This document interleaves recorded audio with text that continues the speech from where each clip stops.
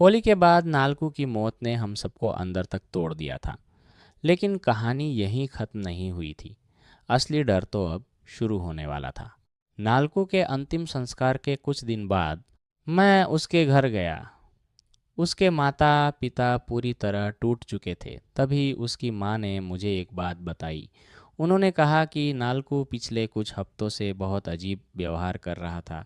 रात रात भर जागता रहता था और अक्सर घर के पीछे वाले पुराने खंडहर बंगले की तरफ देखता रहता था।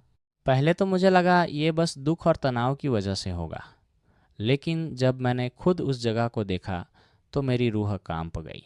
वो बंगला पूरी तरह सुनसान था। टूटी दीवारें, जंग लगे गेट और चारों तरफ अजीब सी खामोशी। ऐसा लग रहा था जैसे वहाँ सालों से कोई नहीं गया हो, लेकिन फिर भी कुछ तो था वहाँ। मैंने आसपास के लोगों से पूछताछ की। तब एक बुजुर्ग आदमी ने मुझे जो बताया, उसने मेरी नींद उड़ा दी।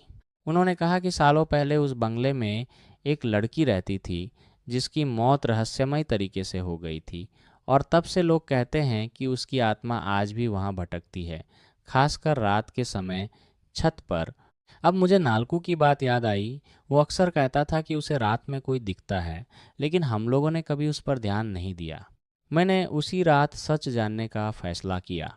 रात के करीब 12 बजे मैं अकेला उस बंगले के पास पहुंचा। दिल जोर जोर से धड़क रहा था। हवा भी अजीब सी चल रही थी, जैसे कोई फुसफुसा रहा हो। और तभी मैंने उसे देखा। बंगले की छत पर एक लड़की खड़ी थी, सफ़ेद कपड़ों में, लंबे खुले बाल, और उसकी आंखें सीधे मेरी तरफ देख रही थीं। मेरे पैरों तले जमीन खिसक गई। वो धीरे धीरे मुस्कुराई और हाथ से इशारा किया, जैसे मुझे अपने पास बुला रही हो। उसी पल मुझे नालकू समझ में आ गया। वो अकेला नहीं था, वो फंस चुका था। लोग कहते हैं कि कुछ आत्माएं इंसानों को अपने जाल में फंसा लेती हैं। पहले प्यार का एहसास देती हैं, भरोसा जीतती हैं, और फिर उन्हें अपने वश में कर लेती हैं। नालकू भी उसी जाल में फंस गया था।